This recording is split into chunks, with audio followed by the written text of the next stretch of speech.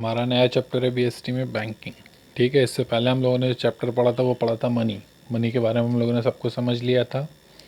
ठीक है, तो आज का जो चैप्टर है हमारा वो है बैंकिंग। अब इस चैप्टर में हम लोग क्या पढ़ेंगे, तो सबसे पहले इस चैप्टर में पढ़ेंगे money creation bye commercial banks. Means commercial bank कैसे मनी क्रिएट करती हैं। The commercial bank meaning and functions, sorry central bank meaning and functions. Central bank क्या होता है, उसके क्या फंक्शन होते हैं। Control of money supply by the central bank, that is RBI. ठीक, आरबीआई जो है इंडिया का जो सेंट्रल बैंक है वो किस तरीके से मनी क्रिएशन सप्लाई को कंट्रोल में रखता है। ठीक है, तो सबसे पहले हमारा टॉपिक है money creation by the commercial banks. Commercial bank कैसे मनी क्रिएट करते हैं। In the previous chapter, we noted that the commercial banks are an important source of money supply in the economy. जो last chapter money हम लोगों ने पढ़ा था उसमें हम लोगों ने क्या देखा था, जो कमर्शियल बैंक होते हैं वो क्या होते हैं, इम्पोर्टेंट सोर्स होते हैं मनी सप्लाई के इकोनॉमी में। Unlike the central bank, the commercial bank do not have the authority of issuing currency. Central bank के अलावा कमर्शियल बैंक के पास ये अथॉरिटी तो नहीं होती है कि वो कोई भी करेंसी इशू करें। They can not issue notes and coins, वो किसी भी तरीके का नोट या कॉइन इशू नहीं कर सकते हैं। Yet they are the suppliers of money as they create money by way of demand deposits. लेकिन फिर भी जो कमर्शियल बैंक्स हैं वो क्या है, मनी सप्लायर हैं। क्यों? क्योंकि वो जो मनी है वो किस तरीके से क्रिएट करते हैं, डिमांड डिपॉजिट्स के थ्रू। जो उनके कस्टमर्स होते हैं उनकी जो डिमांड डिपॉजिट होती हैं उनके थ्रू वो मनी क्रिएट करते हैं। क्लियर है। In the present chapter we discuss the process of money creation by the commercial bank, how exactly the commercial bank create money. अब इस चैप्टर में हम लोग क्या पढ़ेंगे कि किस तरीके से जो कमर्शियल बैंक हैं वो किस प्रोसेस के थ्रू मनी क्रिएट करते हैं और एग्जैक्टली क्या किस तरीके से कमर्शियल बैंक है वो मनी क्रिएट करते हैं। इस चैप्टर में इसके बारे में हम लोग पढ़ेंगे। सो आगे बढ़ते हैं। तो मेन टॉपिक अब यहाँ से स्टार्ट है हमारा। तो टॉपिक क्या है हमारा, process of money creation by the commercial banks. किस तरह क्या प्रोसेस यूज़ किया जाता है मनी क्रिएट करने में कमर्शियल बैंक के थ्रू। तो following observation explains the process of money creation by the commercial bank. इसके लिए कुछ ऑब्जर्वेशंस हैं जो कि एक्सप्लेन करते हैं कि जो कमर्शियल बैंक है वो किस तरीके से मनी क्रिएट करते हैं। ठीक, नंबर 1 है banks receive cash deposits from the people. जो बैंक होते हैं वो क्या करते हैं, कैश डिपॉजिट्स जो होते हैं उनके जो कस्टमर्स होते हैं या जो पीपल्स होते हैं जिनको अकाउंट होल्डर बोलते हैं हम लोग, उनके थ्रू वो क्या करते हैं, कैश डिपॉजिट्स लेते हैं। These are called primary deposits. Clear है, इनको ही बोलते हैं हम लोग प्राइमरी डिपॉजिट। सेकेंड पॉइंट है bank lend money many times more than their cash reserve. जो बैंक होते हैं वो क्या करते हैं, जो मनी होती है उसको इतना घुमा देते हैं जो उनका कैश रिजर्व होता है उससे कहीं ज़्यादा उस मनी को घुमाते हैं। तीसरा होता है money is lent bye the commercial banks not in front of cash, sorry in form of cash, but in form of credit entry in the accounts of the borrower. तो जितना भी मनी बोरो दे दी जाती है bank के through वो क्या करती हैं, उसका जो अकाउंट होता है वो किस फॉर्म में मनी को देते हैं, जो मनी बैंक से बोरो कर रहा होता है उसको किस फॉर्म में मनी देते हैं, उसको क्रेडिट फॉर्म में या मनी दी जाती है केवल उसके अकाउंट में ट्रांसफ़र करके। ठीक है, these credit entries are known as secondary deposit. ये जो क्रेडिट एंट्रीज होती हैं, ठीक है, इसको बोलते हैं हम लोग सेकेंडरी डिपॉजिट। तो प्राइमरी डिपॉजिट क्या हो गया, जो कैश डिपॉजिट होता है। ठीक है, सेकेंडरी डिपॉजिट क्या हो गया, जो कैश डिपॉजिट हुआ है उसको एक अकाउंट से दूसरे अकाउंट में ट्रांसफ़र करने को जो बोरोवर होता है उसके अकाउंट में, ठीक है, उसको बोलते हैं हम लोग सेकेंडरी डिपॉजिट। फोर्थ आता है हमारा point, the borrowers can issue cheque against credit in their accounts. जो बोरोवर होते हैं मतलब जो बैंक से पैसे लोन लेते हैं, ठीक है, वो क्या कर सकते हैं, एक चेक इशू कर सकते हैं जो उन्होंने अपने अकाउंट से जिसमें उन्होंने बोरो किया हुआ अमाउंट बैंक ने ट्रांसफ़र किया उस अकाउंट से। The cheque calculate in the economy as money, तो चेक होता है वो इकोनॉमी में एज मनी कैलकुलेट किया जाता है, ठीक है। फिफ्थ क्या है, primary deposit plus secondary deposit is equals to demand deposits held by the people in the commercial bank. तो जो प्राइमरी डिपॉजिट होता है प्लस सेकेंडरी डिपॉजिट होता है, इन्हीं दोनों को ऐड करने पर हमें क्या मिलता है, हमारा डिमांड डिपॉजिट मिलता है held by the people in the commercial bank. जो लोग हैं उनका जो पैसा होता है कॉमर्शियल बैंक में, इसको बोलते हैं। आगे बढ़ते हैं। 4 पॉइंट है हमारा, सॉरी 6 पॉइंट है, total demand deposit with the bank are many times more than cash reserve of the commercial bank. जो टोटल डिमांड डिपॉजिट होती है वो कई गुना ज़्यादा होती है बैंक में जो कैश रिजर्व होता है उससे ज़्यादा। This is because the commercial banks know that all the depositors would not show up in the bank to withdraw all their deposit by way of cash। ऐसा इसलिए होता है क्योंकि बैंक भी ये जानते हैं कि जितने अकाउंट उनके बैंक में हैं वो सभी एक बार में नहीं आने वाले हैं पैसा निकालने के लिए। किस फॉर्म में, कैश के फॉर्म में, ठीक है। 7 पॉइंट आता है, if experience show that withdrawals are generally around 10% of demand deposits, the bank need to keep only 10% of deposit as cash reserve, ठीक है। अब जो एक्सपीरियंस से जो दिखता है दैट जो भी विड्रॉल है वो जनरली 10% होता है जो डिमांड डिपॉजिट होता है उसका, ठीक है। मतलब जनरली क्या होता है, जितना भी डिमांड डिपॉजिट होता है उसका केवल जो 10% होता है वो ही जो होता है वो विड्रॉ होता है, ठीक है।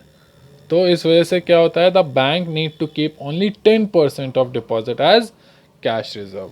तो इसलिए बैंक जो होते हैं वो क्या करते हैं, जितना परसेंट उनका विड्रॉ हो रहा होता है उसी रेट से वो क्या करते हैं, अपने पास कैश रिजर्व रखते हैं, ठीक है। जिससे कि जब भी कोई कस्टमर आए उसको उसका अमाउंट कैश के रूप में विड्रॉ करके दिया जा सके। 8th पॉइंट है, all demand deposits serves as money supply in the economy just like cash held by the people. जितना भी डिमांड डिपॉजिट होता है उसको इकोनॉमी में एज मनी सप्लाई मान लिया जाता है, जैसे कि कैश जो लोगों के पास होता है उसको लेते हैं, ठीक उसी तरीके से। 9th पॉइंट है, demand deposit serving as money supply is called bank money. तो जितना भी डिमांड डिपॉजिट होता है जो कि मनी सप्लाई में यूज़ हो रहा होता है उसको बोलते हैं हम लोग bank money. This is money created by the banks. इस तरीके से मनी क्रिएट करता है जो एक कॉमर्शियल बैंक होता है वो, because this is circulating in the system not in the form of cash but in the form of cheques issued by the banks to the holders of demand deposits। ऐसा इसलिए होता है क्योंकि ये जो पैसा है वो आप सबके बीच में सर्कुलेट होता रहता है। किस फॉर्म में, कैश के फॉर्म में नहीं, केवल चेक के फॉर्म में, ठीक है। अब किस तरीके से जो कैश रिजर्व होता है वो किस तरीके से बैंक रखते हैं, मान लीजिए 10% जो है वो कैश रिजर्व कर रहा है बैंक, तो क्या है। अब यहाँ के लिए इसके लिए एक एग्जाम्पल है, इसको समझिएगा एग्जाम्पल को, किस तरीके से बैंक के पास पैसा बचता है, ठीक। The process of credit creation with the help of an example for the sake simplicity we assume that there is a single banking system in the economy and initially the bank receives deposit of ₹1000। एक bank है उसको 1000 rupees deposit कराया है किसी ने। CRR मतलब cash reserve ratio 10% and it does not change. जो CRR है वो 10% और वो चेंज नहीं होगा। This reflects cash reserve of the commercial banks as a percentage of their demand deposit. ये हमें क्या रिफ्लेक्ट कर रहा है, जो बैंक का कैश रिजर्व है, ठीक है, as a percentage of their demand deposit. एक परसेंटेज की तरीके दिखा रहा है जो उनका डिमांड डिपॉजिट है, ठीक है। तो अब उसके लिए एक टेबल बनेगी यहाँ पे। सबसे पहले क्या है, round deposits loan cash reserve. Simple है, ठीक है। डिपॉजिट कितना हुआ है यहाँ पे, फर्स्ट राउंड जो होता है हमारा वो स्टार्ट होता है कि हमने जाके 1,000 रुपये डिपॉजिट किया, तो बैंक ने क्या किया, उसका 10% जो है वो रिजर्व रख लिया, जो बचा उसको एज अ लोन बांट दिया। ठीक, फिर क्या हुआ, सेकेंड राउंड में ये जो लोन था ये वापस आया हमारा, इसका 10% रख लिया और वापस कर दिया, जो बचा हुआ उसको लोन फिर उठा दिया। फिर क्या हुआ, अब ये जो 810 रुपीज़ था, ठीक है, ये वापस जब मिला हमें थर्ड राउंड में, तब क्या हुआ, इसका 10% जो है 81 रुपीज़ इसको उठा दिया। ठीक है, इसको रिज़र्व रख लिया और जो बचा हुआ था उसको फिर उठा दिया। इस तरीके से आगे बढ़ते बढ़ते जब जो रिज़र्व है वो हमारा 1000 हो जाएगा और जो लोन है हमारा वो डिपॉजिट है वो 10,000 होगा, तब बैंक के पास कितना रिज़र्व होगा, 1000 रिज़र्व होगा। मे बी आप लोग को ये समझ में नहीं आया होगा, इनकेस अगर नहीं समझ में आया हो तो एक बार फिर से समझा दे रहा हूँ कि ये मान लीजिए 1,000 रुपये हमने बैंक में डिपॉजिट किया, ठीक है, अब बैंक क्या करेगा, इस 1,000 का 10% जो है अपने पास रख लेगा और जो बचेगा उसको दूसरे में बांट देगा। ठीक है, मीन्स 100 रुपये रख लिया अपने पास, 900 रुपये बांट दिया।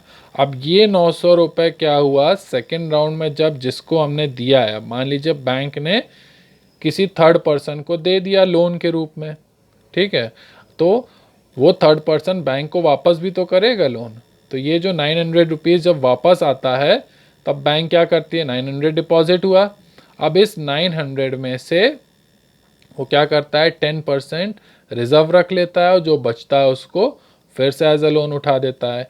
तो जो हमारा 1,000 रुपये डिपॉजिट है उसमें से तो ये चालू हो गया, अब कैश नहीं है बैंक के पास, केवल 1,000 रुपये मान लो बैंक के पास था, अब वो नहीं है, तो बैंक ने क्या किया, हमारे 1,000 में से सबको इस तरीके से जो देता गया, ठीक, वो मनी घुमा दी उसने सब।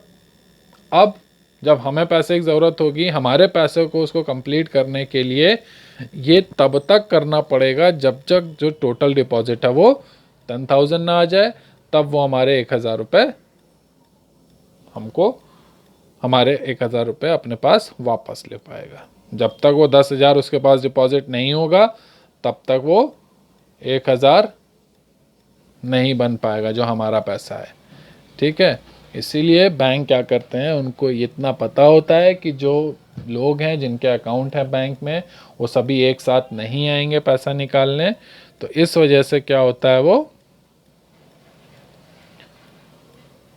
जो रिज़र्व है एक फिक्स रेट से रिज़र्व भी रखते हैं और बाकी का जो बचा हुआ होता है वो लोन के रूप में डिस्ट्रीब्यूट कर देते हैं, और जो कि कैश के रूप में नहीं होता है, सिर्फ और सिर्फ चेक के फॉर्म में होता है।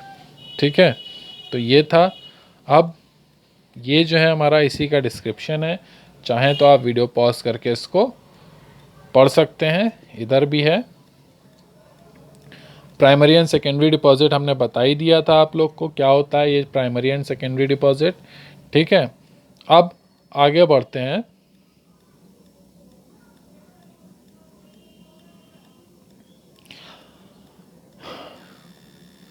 ठीक, इसमें ही आगे बढ़ते हैं। देखिए, thus if cash reserve ratio is equal to 10% initial deposit of rupees 1,000 allows the bank to create demand deposit up to 10,000 so that demand deposit 1 upon CRR multiply by cash reserve। ठीक, तो ये जो 1,000 rupees initial deposit है जिसको 10% मान रहा है उसका डिमांड डिपॉजिट, तो जो इनिशियल अमाउंट है उसको वापस लेने में उसके लिए उसको क्या करना पड़ेगा, उतने ही टाइम्स उसको उठाना भी पड़ेगा लोन पे। ठीक है, तो उसके लिए क्या है, डिमांड डिपॉजिट कितना हो गया हमारा, 1 upon CRR multiply by cash reserve, इसका डिमांड डिपॉजिट का फॉर्मूला होता है ये। तो 1 है अपॉन CRR कितना हमारा 10% जो कि यहाँ पे हम लोग को दिया हुआ था, कैश रिजर्व कितना हमारा 1,000 है। ठीक है, सॉल्व करा इसको तो हमारे पास कितना आ गया 10,000 जो कि यहाँ पे डिपॉजिट हुआ है। ठीक, summing up we can say that money creation by the commercial bank depends on 2 principal factors. तो जो मनी क्रिएशन है वो क्या है, ओवरऑल दो प्रिंसिपल जो फैक्टर्स होते हैं उन पर डिपेंड होता है। सबसे पहला क्या है, cash balance with commercial banks which they can use as a question money for creation of credit. जो भी कैश बैलेंस होता है कॉमर्शियल बैंक के पास, जिसको वो as a question money use करते हैं, किसके लिए, मनी क्रिएट करने के लिए या क्रेडिट क्रिएट करने के लिए जो बैंक्स यूज करते हैं जिसको। दूसरा higher cash balances greater the money creation capacity of the commercial bank. जितना ज़्यादा कैश बैलेंस होगा बैंक के पास, उतना ही ज़्यादा वो मनी क्रिएट कर सकते हैं। ठीक है। सेकेंड आता है हमारा, सेकेंड प्रिंसिपल क्या है, CRR। Higher the CRR lower the capacity of create money. जितना ज़्यादा हाई रेट होगा कैपिटल रिजर्व रेशियो का, उतना ही कम जो होता है बैंक्स होते हैं वो मनी क्रिएट कर पाते हैं, या उनकी उतनी ही कम कैपेसिटी होती है। बिसाइड्स द CRR,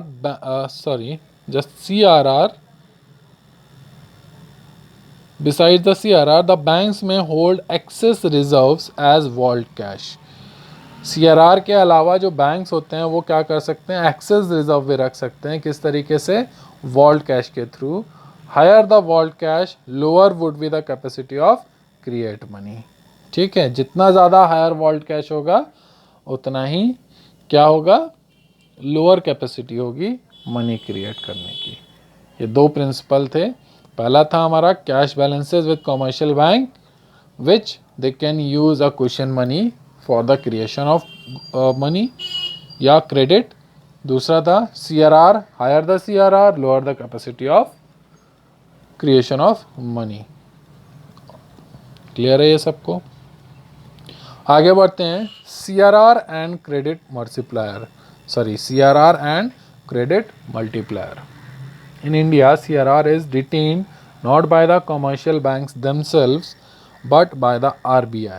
इंडिया में क्या होता है, जो CRR होता है वो कौन डिसाइड करता है, कॉमर्शियल बैंक्स डिसाइड नहीं करते हैं, सिर्फ और सिर्फ सेंट्रल बैंक्स ही उसको डिसाइड करते हैं। ये केवल इंडिया में ही होता है। ठीक है। Also the commercial, therefore it is also called LRR। ठीक है, इसीलिए क्योंकि इंडिया में जो सेंट्रल बैंक होते हैं वही डिसाइड करते हैं CRR को, इसीलिए इसको क्या बोलते हैं, LRR भी बोलते हैं, मींस लीगल रिजर्व रेशियो। ठीक है, आगे बढ़ते हैं। Also the commercial banks are required to keep the stipulated cash reserves not with themselves but with the RBI। जो कॉमर्शियल बैंक होते हैं एक काम और भी करते हैं कि banks are required to keep the stipulated cash, मतलब कुछ कैश रिजर्व जो होता है वो अपने पास नहीं, वो RBI या सेंट्रल बैंक के पास रखते हैं। ठीक है, कुछ कैश जो होता है वो सेंट्रल बैंक के पास भी वो रख देते हैं। Once CRR is known we can find out credit multiplier. जब CRR हमें पता चल जाता है तो उससे हम क्या फाइंड कर सकते हैं, क्रेडिट मल्टीप्लायर फाइंड कर सकते हैं, या the number of times the commercial bank can create credit, और या फिर कितनी बार जो है जो बैंक होता है वो अपना क्रेडिट क्रिएट कर सकता है per unit of their cash reserve with the RBI। जितना कैश रिजर्व है RBI के पास, ठीक है, उसके अकॉर्डिंग वो कितना मनी क्रिएट कर सकता है या क्रेडिट क्रिएट कर सकता है।